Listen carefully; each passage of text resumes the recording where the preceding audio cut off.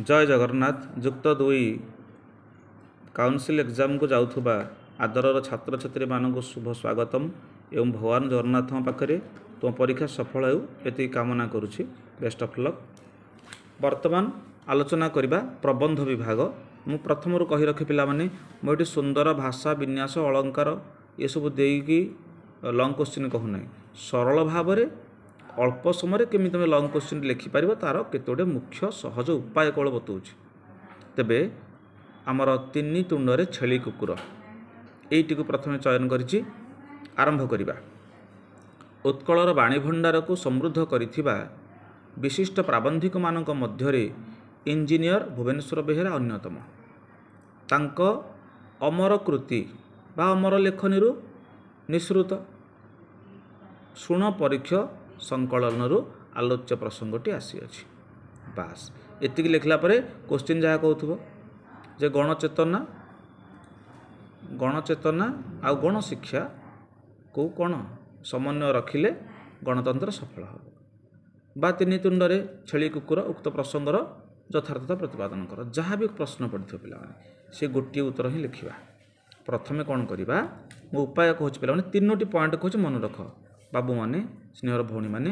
प्रथमे मन रख गणतंत्र स्वरूपटा वर्णना कर चार धाड़ी केमती ना विश्वर विविध शासन मानक मध्यरे माने शासन पद्धति मानक मध्यरे गणतंत्र शासन सर्व उत्कृष्ट माने सर्वश्रेष्ठ। कारण एठारे शासक एवं शासित उभय अभिन्न माने जणे से भारतवासी आमे प्रजा माने शासित होचे आम मानक मध्यरु जणको चयन करिके शासक रूप में निर्वाचित करुचे। तेबे एथिरे गणतंत्र स्वरूप कौन तापर आलोचना करे गणक द्वारा गणक पाई एवं गणकर ये हूँ गणतंत्र। मात्र आजिर आधुनिक जुगरे ये गणतंत्र प्रकृत सफल होइछि कि नाही से संपर्क में एक सुंदर प्रबंध एक सुंदर गल्प उल्लेख करिसंती प्राबंधिक। गल्प जानिଛ तुम मैंने तीन तुंडरे छेली कुकुर एटी बड़ गप लिखबनी परीक्षा रे कौन करिवो केवल जजमान छेलीटी दान करिबारु पुरोहित गाँ को नहीं जाउथला बेले प्रथमे भेटिले पाणु बोली जड़े व्यक्ति से कौन मंतव्य देले ताको इन्वर्टर कमाइदर पकईदेव ये कुकुरटी को सकाळु केउ आड़े कांधिकी नौचंती। पुरोहित कहले कौन कहले पुरोहित कहले जे 60 वर्ष नहेले तुमर बुद्धि हुए ना बास से रखिब। द्वितीय व्यक्ति होचन जहाँ ठारू ही प्रथमे भ्रम पड़ते पुरोहित। द्वितीय व्यक्ति होचन किए ना राधु। राधु पुणी से कुकुर कथा कहते जे यही कुकुरटी को बोही नेबा संपर्क में लेखक सेठी किंतु द्वितीय थर हबारु कौन लेखक कौच सॉरी आमर पुरोहित द्वंद्वे पड़ती छेली को ओह्लैले खुर परखिले बाटर कौटी मे करछि कि नहीं मन पकईले बुझीगला।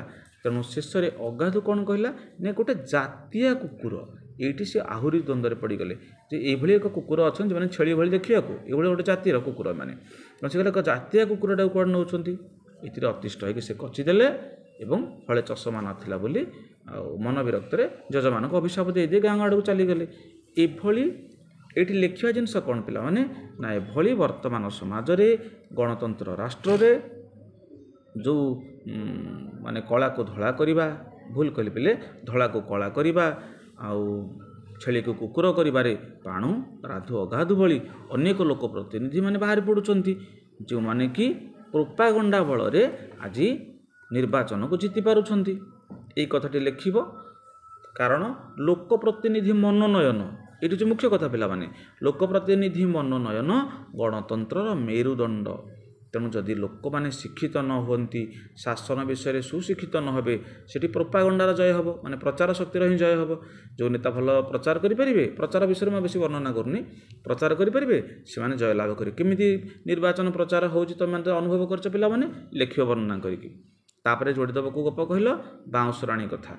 बाउंसराणी खेलिला बेले बाजार ताले ताले छताटे रंगीन छताटे घुराई घुराई खेलाड़ी मैंने जमी गोटे पटरू आउ गोटे पटक गति परिवर्तन करती नेता माने सेमती कौन करती स्वार्थ पाई निजे गोटे दल छाड़ी आ गोटे दल को चली जाती जो दलर शक्ति प्रभाव क्षमता अधिका थी आकु टे वर्णना कर आ गोटे रखिब कौन ना दुई बिराड़ी आ मांकड़ मानक ପିଠାକଳି କଥା ଲେଖିବ ଯେ ସୀମିତ ଯୋଜନା ସୁବିଧା ଏବଂ ପ୍ରଜାମାନଙ୍କ ଅଧିକାର ମାନେ ଗଣତନ୍ତ୍ର ରାଷ୍ଟ୍ରରେ ସାଧାରଣ ନାଗରିକମାନଙ୍କର ଅଧିକାର ଆଉ ସୁବିଧା ସୁଯୋଗ ବାଣ୍ଟିଲା ବେଳେ ଏଠି ଜନତା ମାନେ ଦୁଇ ବିରାଡ଼ି ପରି କ'ଣ କରନ୍ତି ଓଠ ଚାଟି ନିରାଶ ହୋଇ ରହନ୍ତି। କେବଳ ନିର୍ବାଚନକୁ ପ୍ରଚାର ଶକ୍ତି ବଳରେ ଜିତିଥିବା ଅସାଧୁ ନେତାମାନେ ବା ପ୍ରତିନିଧିମାନେ ମାଙ୍କଡ଼ ପରି କ'ଣ କରନ୍ତି ଦେଶର ଧନ କ୍ଷମତା ସବୁକୁ ଉପଭୋଗ କରିଦିଅନ୍ତି ମାନେ ଠକି ଦିଅନ୍ତି ସାଧାରଣ ଜନତା ଠାରୁ। ଆକୁ ଟିକେ ରଖିବ।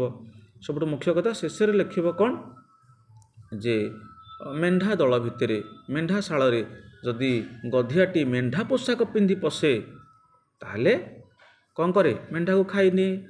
ଏଠି କହିବାର ଭାବାର୍ଥ ଯେ ଭାରତ ହେଉଛି ଆମର ଦେଶ ଆମ ମାତୃଭୂମି ଆମର ମା ତେଣୁ ଆମେ ତାକୁ ଠକି ପାରିବା କି? ତେଣୁ ଆମେ ତାକୁ ଠକି ପାରିବାନି। ଯଦି ଆମରି ଲୋକ ଆମେ ବାଡ଼ ହୋଇକି ଫସଲ ଖାଇବା ଆମେ ଯଦି ରକ୍ଷକ କି ଭକ୍ଷକ ସାଜିବା ତାହେଲେ ଭାରତର ଗଣତାନ୍ତ୍ରିକ ବିକାଶ ରାଜନୈତିକ ଅର୍ଥନୈତିକ ସାମାଜିକ ସକଳ ବିକାଶ ଆକାଶ କୁସୁମ ଭଳି ହୋଇଯିବ। ତେଣୁ ପ୍ରଥମେ କ'ଣ କରିବାକୁ ପଡ଼ିବ ନା ଗଣଚେତନାକୁ ଗଣଶିକ୍ଷାକୁ ବିକଶିତ କରିବାକୁ ପଡ଼ିବ। ଏତିକି ରଖିବ। ଶେଷରେ ଲେଖିବ ପ୍ରାବନ୍ଧିକଙ୍କ ବର୍ଣ୍ଣନା ବେଶ ମର୍ମସ୍ପର୍ଶୀ ଶିକ୍ଷଣୀୟ ତଥା ପ୍ରଣିଧାନ ଯୋଗ୍ୟ। ଧନ୍ୟବାଦ। ଜୟ ଜଗନ୍ନାଥ। ଆଦରର ଛାତ୍ରଛାତ୍ରୀମାନେ ଯୁକ୍ତ 2 ବାର୍ଷିକ ପରୀକ୍ଷା ପାଇଁ ଆମେ ଆସ ପ୍ରସ୍ତୁତ ହେବା ସ୍ୱାଧୀନ ଦେଶର ଶିକ୍ଷା ଚିନ୍ତା ଦୀର୍ଘ ଉତ୍ତର। ପ୍ରଥମେ ପ୍ରାବନ୍ଧିକ ପରିଚୟ ରଖିବା। ଉତ୍କଳର ବାଣୀଭଣ୍ଡାରକୁ ସମୃଦ୍ଧ କରିଥିବା ବିଶିଷ୍ଟ ଭାଷା ବିଜ୍ଞାନୀ ଗୋଲୋକ ବିହାରୀ ଧଳ ତାଙ୍କର ଅମର ଲେଖନୀ ନିଃସୃତ ବିଚାର ଓ ଆଲୋଚନା ପୁସ୍ତକରୁ ଆଲୋଚ୍ୟ ପ୍ରସଙ୍ଗଟି ସଂଗୃହୀତ ହୋଇଛି। ଏଠାରେ କ'ଣ ବର୍ଣ୍ଣନା ହୋଇଛି ତୁମମାନଙ୍କ ପ୍ରଶ୍ନପତ୍ରକୁ ଲକ୍ଷ୍ୟ କରି ଲେଖିବ। ମୁଁ ଗୋଟେ ଉଦାହରଣ ଦେଉଛି ଯେ ଗଣଶିକ୍ଷା ଓ ଗଣଚେତନାର ସମନ୍ୱୟ କିମ୍ବା ଯୋଜନା ଶିକ୍ଷାର ସମନ୍ୱୟ ଏ ସମ୍ପର୍କରେ ଯାହା ବି ପ୍ରଶ୍ନର ଆସିବ ସେ ଅନୁସାରେ ପ୍ରସ୍ତୁତ ହେବ। ଆସ ବିଷୟକୁ ଯିବା। ପ୍ରାବନ୍ଧିକଙ୍କର ଏକ ନିଜସ୍ୱ ଅନୁଭୂତିରେ ଜିଲ୍ଲା ପରିଷଦର ଆଞ୍ଚଳିକ ସଭାରେ ସେ ଲକ୍ଷ୍ୟ କଲେ ଯେ କୃଷିକୁ ସଭା ଉପରେ ରଖାଯାଇଥିଲା ବେଳେ ସଭା ନିମ୍ନରେ ରଖାଯାଇଛି ଶିକ୍ଷାକୁ। ବାସ୍ତବିକ ଲେଖକଙ୍କ ମତରେ ଗଣତନ୍ତ୍ର ସଫଳ ରୂପାୟନ ହୁଏ ବା ରାଷ୍ଟ୍ରର ସାମୂହିକ ବିକାଶ ସମ୍ଭବ ପାଇଁ ଶିକ୍ଷାକୁ ସର୍ବୋତ୍କୃଷ୍ଟ ଗୁରୁତ୍ୱ ଦେବା ଉଚିତ।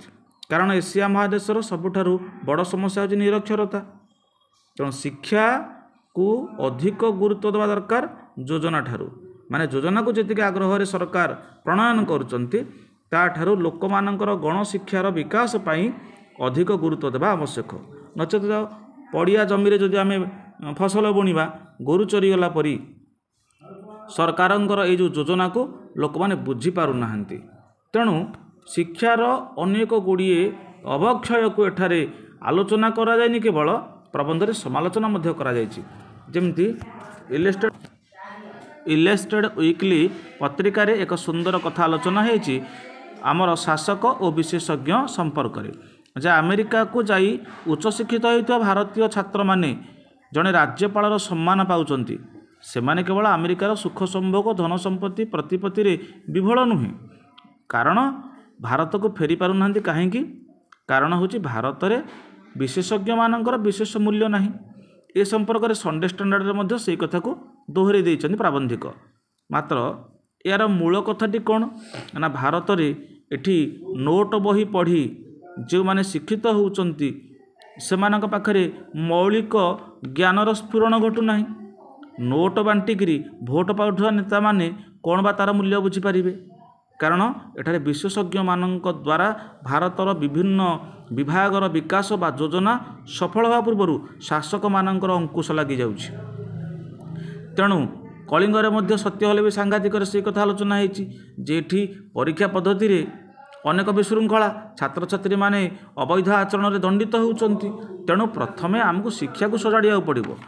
ତେଣୁ ନୋଟ ବହି ପଢ଼ି ଭୋଟ ଦେଲେ ଆମେ ଦେଶର ଏତେ ବଡ଼ ଗଣତନ୍ତ୍ରକୁ ସମ୍ଭାଳି ପାରିବା ନାହିଁ। ତେଣୁ ପ୍ରଥମେ ଆମକୁ ଗଣଶିକ୍ଷାର ବିକାଶ କରିବାକୁ ପଡ଼ିବ। ତେବେ ଯାଇ ସରକାରଙ୍କ ଯୋଜନା ଗୁଡ଼ିକ ସଫଳ ହୋଇପାରିବ।